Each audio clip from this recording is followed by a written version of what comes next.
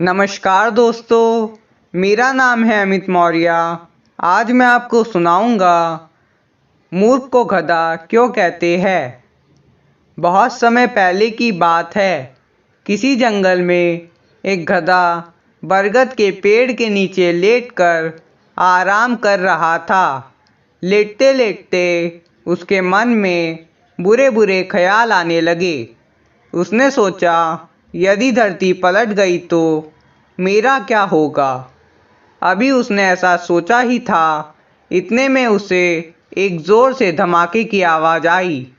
वह डर गया और चीखने चिल्लाने लगा, भागो भागो, धरती फट रही है।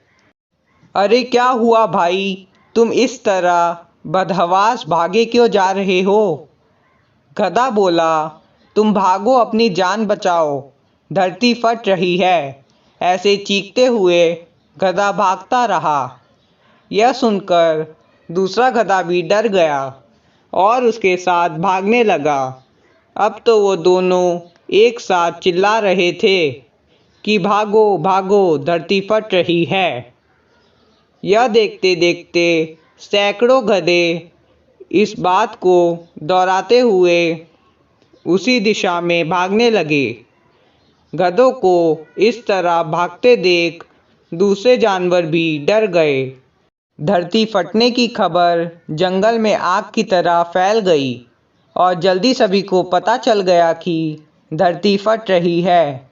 जंगल में चारों तरफ चीख पुकार मच गई। सांप, बिच्छू, लोमड़ी, हाथी, घोड़े सभी उस झुंड में शामिल हो गए और भागने लगे। जंगल में फैले इस हाहाकार को सुनकर अपनी गुफा में विश्राम कर रहा जंगल का राजा शेर बाहर निकला और देखा कि सारे जानवर एक दिशा में भागे जा रहे हैं।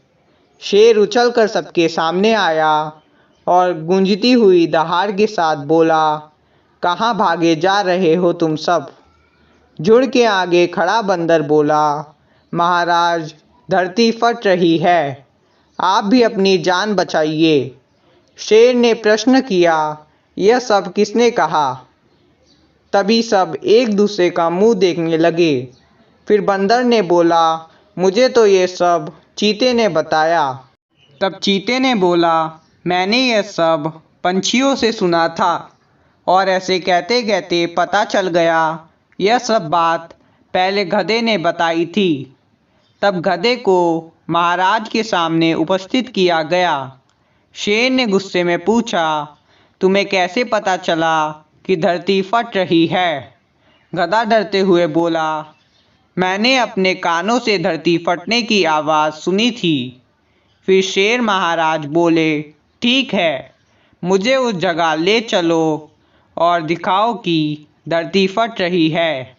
यह कहते हुए शेर गधे को उस तरफ ढकेलते हुए ले जाने लगा। बाकी जानवर भी डरते हुए उसके पीछे पीछे चलने लगे। बरगद के पास पहुंचकर गधा बोला, हुजूर, मैं यहीं सो रहा था कि तभी मुझे ज़ोर से धरती फटने की आवाज़ आई। मैंने खुद उड़ती हुई धूल देखी और मैं भागने लगा।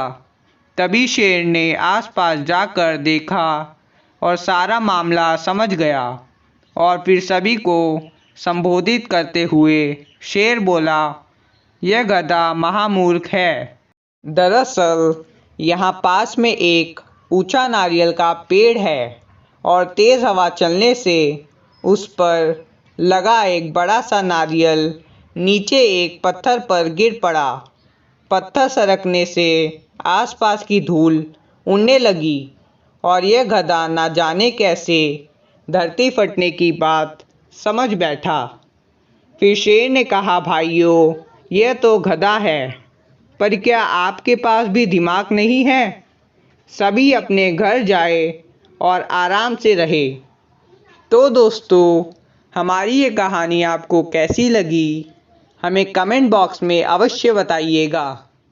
धन्यवाद।